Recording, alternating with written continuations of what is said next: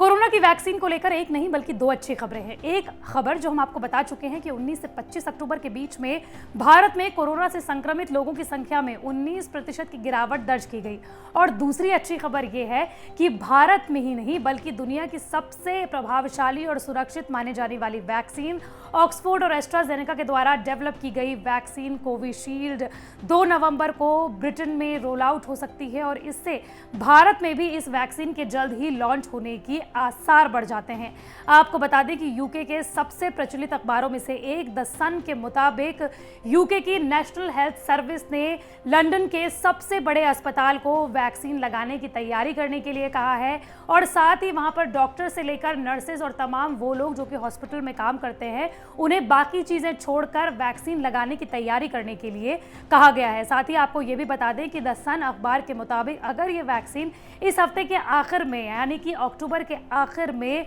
प्रभावशाली और सुरक्षित अपने फाइनल फेजेस में पाई जाती है तो 2 नवंबर यानी कि सोमवार से इस वैक्सीन का रोल आउट यानी कि नियामक संस्था से मंजूरी मिलना और लोगों तक पहुंचने में ज़्यादा देर नहीं लगेगी। यानी कि नवंबर के पहले हफ्ते तक लोगों को ब्रिटेन में ये वैक्सीन लगनी शुरू भी हो जाएगी। लेकिन अगर आप ये सोच रहे हैं कि भारत को इसका क्या फ़ायदा, तो भारत में भी ये वैक्सीन अपने तीसरे चरण के ट्रायल में है और ICMR यानी कि Indian council of medical research पहले ही ये कह चुका है कि नवंबर और दिसंबर के बीच में ये वैक्सीन अपना डेटा भारत की नियामक संस्था को सौंप सकती है। और अगर 2 नवंबर को ब्रिटेन में ये वैक्सीन रोल आउट हो जाती है यानी कि ये नियामक संस्था के द्वारा पारित कर दी जाती है तो भारत में भी इस वैक्सीन को पास होने में ज़्यादा देर नहीं लगेगी और भारत के लोगों तक इस साल के अंत या फिर कहे नवंबर और दिसंबर के बीच में लगनी शुरू हो सकती है, ये बाजारों में आ सकती है। और भी क्या कुछ है इसमें डिटेल बताते हैं आपको इस वीडियो में। नमस्कार, मैं हूं आपके साथ श्रेया बहुगुणा और आप देख रहे हैं न्यूज़ तक।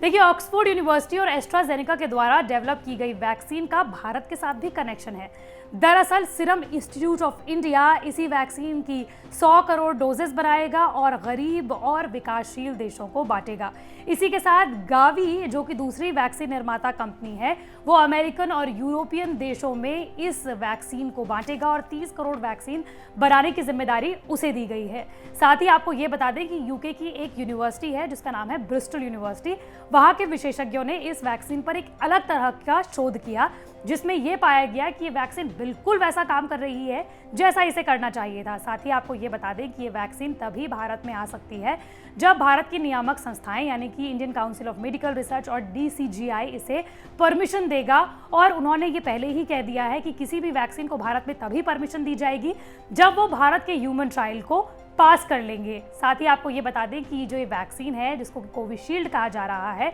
एस्ट्राजेनेका और ऑक्सफोर्ड इसे डेवलप कर रहे हैं, ये अपने भारत में तीसरे ट्रायल में मौजूद है। और ICMR यानी कि Indian council of medical research पहले ही ये कह चुका है कि कोई भी वैक्सीन जो कि 50% तक प्रभावशाली होगी और 100% सुरक्षित होगी उसे मंजूरी दे दी जाएगी। नवंबर और दिसंबर में भारत में इसका डेटा आने की उम्मीद है, लेकिन अगर ब्रिटेन में ये वैक्सीन 2 नवंबर को पास हो जाती है तो वो दिन दूर नहीं है जब भारत में भी इसे मंजूरी मिल जाएगी। इसी के साथ साथ एक अच्छी खबर इसी वैक्सीन को लेकर ये भी है कि 18 से 55 साल के लोग जिस तरीके से रिएक्ट इस वैक्सीन को लेकर कर रहे हैं यानी कि उनके शरीर की रोग प्रतिरोधक क्षमता इसमें ज़्यादा मजबूत हो रही है और ये कोरोना वायरस से लड़ने में ज़्यादा कारगर साबित हो रही है। ठीक वैसा ही हाल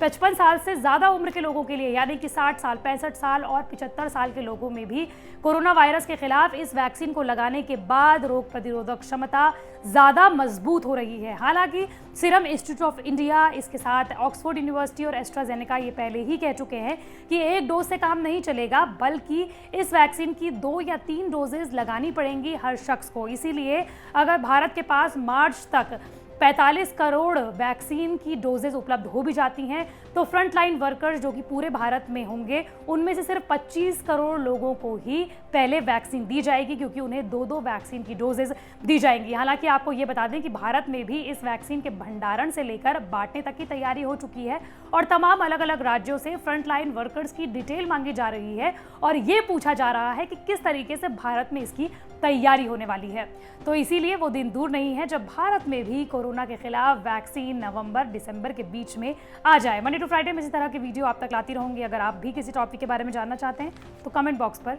जरूर बताएं।